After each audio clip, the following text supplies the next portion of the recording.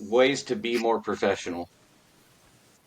So I'll start it off with um, things that help me be more professional um, are watching my cussing because the Marine Corps ruined me of cussing, so I'm pretty bad about cussing. So I actually have to really try to not cuss. So I got all my guys know that that's something I struggle with, and we all call each other out on it, and we do a pretty good job of reminding each other that that's not how we want to be. So that's one thing, and then the other thing is increase your vocabulary, and I think the best way to do that is to try to read a book every once in a while. I know some guys struggle, but and it can be on anything. For a little while I was hung up on those the Hatchet, Brian's Winter, all of those stuff that kind of interests me because it's outdoorsy. But just read something that interests you, and it doesn't have to be long. It just something 150 pages is fine. You read you a couple of pages and just increase your vocabulary and your vernacular, and then you could even do one of those word a days where you try to use the word throughout the day, but just increase your vocabulary will really help you seem more professional. Agreed. So Russell, that would be Russell, you actually a are like, problem. that's not That a would be a problem for you. problem for me because I read the King James Bible, so I'd be in here. I have to dumb myself down because I'm talking in Old English. Yeah. Hear ye. Now, I would love to hear you speak in Old English, and I would love to hear you deliver a repair order estimate on some, like at some stage, because you get to work on all kinds of brand new stuff, and you've had some pretty interesting repairs and diagnostics you had to do recently. I would love to hear you deliver one of those diagnostic summaries in Old English. That would be Ye interesting. wist I put not that what challenge ye to you. asked for.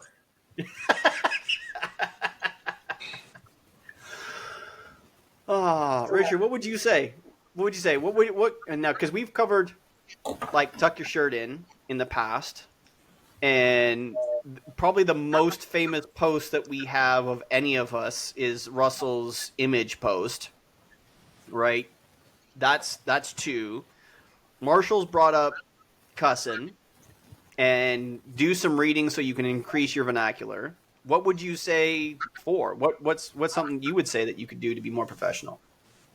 Learn how to write proper grammar is extremely important. I mean, that's why companies like Pencil Wrench exist, because writing a correct story that is legible and has sentences and paragraphs and capital punctuation, you know, capitals and periods, and not run-on sentences and stuff that makes sense. That's a, you want to appear professional. You got, especially with your notes, they have to appear professional. I can't say, truck broke, truck fixed. You have to be, you got to be specific. You got to Hey, break wait, it that's a down. perfect warranty story, Richard. Yeah, What did he say? Perfect warranty story, Richard. yeah. That's the thing. Like, you got to be able to write and write properly. I'm just thinking about as you say that, Russell. I'm just thinking about while I was tower at MV, and the one store I was at in northern Toronto, and our warranty administrator, his English name was Jackie, Jackie, and his last name was Zhen, and he pronounced it Chen. So it's Jackie Chen. And if you're saying it really fast, because he would come into my office when somebody wasn't writing well, and I don't want to use an accent because it would do a disservice.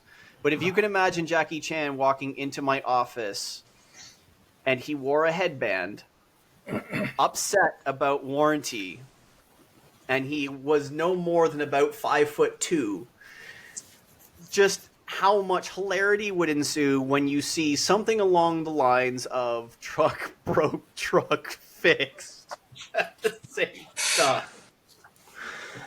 So I would concur that reading and That is a communication. really valid point that Richard makes, because your writing, if you do a good job of writing down the who, the how, what broke, what you did to fix it, you do a good job of writing that down. You make your warranty clerk's job so much easier, and then they can go in and find you the extras to get you paid, and they appreciate you, so they look for those things. Whereas a warranty clerk that's pissed off at you, they're not going to be looking for the extras to help you out.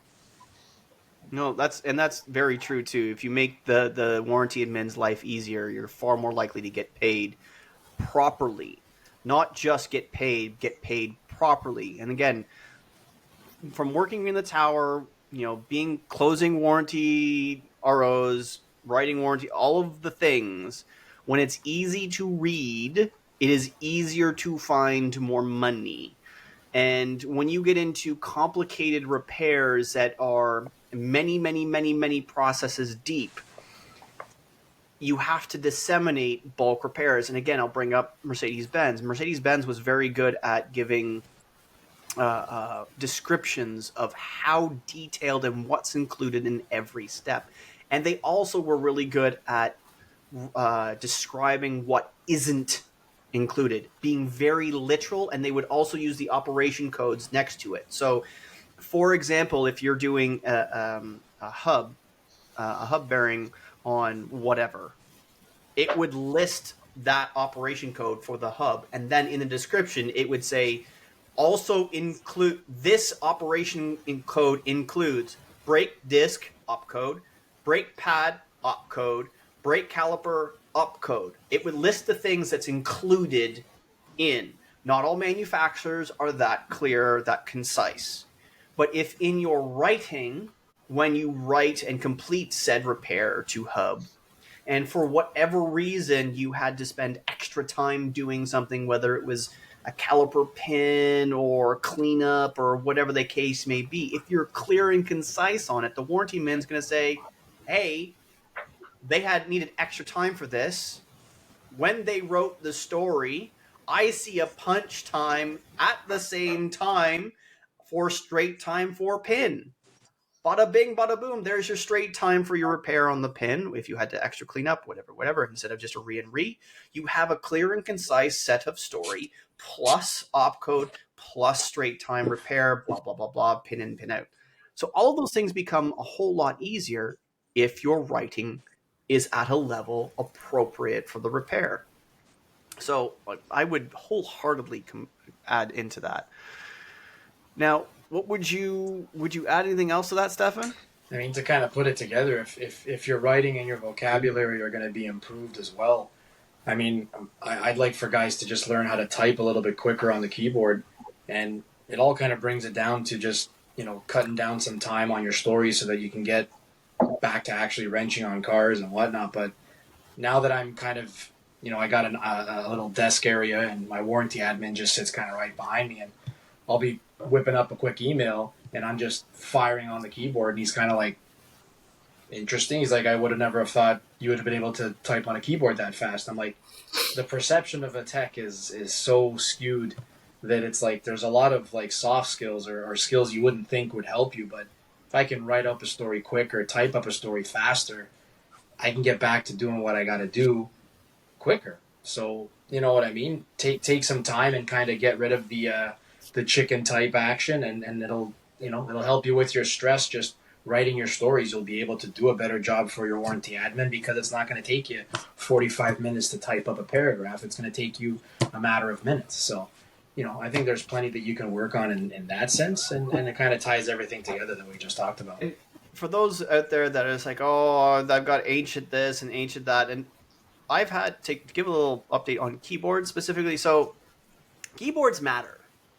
So anybody out there that has difficulty typing, sometimes it might be as simple as changing the keyboard. So this is the keyboard. This is the keyboard I type on right now because it's easy. It's simple. It's cheap. It's Bluetooth. It can also be plugged in and plugged into the laptop. But you can see them over there. I have retired. No, can I do it? No, I don't know which way. Oh, there we go. There's the right. There's one. There's two. So that's the gaming keyboard. That's the mini keyboard that my brother built me. I have the other keyboard. Can I reach? There's the other half. That runs my PC. So each one of them function a little bit differently. Each one of them type a little bit differently, feel a little bit different. There is so much customization out there that you can do for keyboards, and they're really coming down in price. So if you want to improve your typing skill, something like this little Logitech that's wireless, the keystrokes are really, really short. It still has a nice feel to it, but you got to find something that, to speak to Stephan's point, improving your typing. If you have a keyboard that's easy for you to type on, your typing speed just improves. And I've seen this like all over the board in my own. If I use a gaming style keyboard for typing, it takes me so much longer because the strokes don't feel the same. It's meant to be fast, like super fast, without the same kind of context. When I want to type, I want super short keystrokes, but feel differently. I want it to feel like a typewriter, but nice. So keystrokes matter. So that would be my little tidbit here to carry off of Stephan. If you want to improve your typing, get a better keyboard more suited to you. Not necessarily more expensive, just more suited to you. That's an awesome quick question, Mark.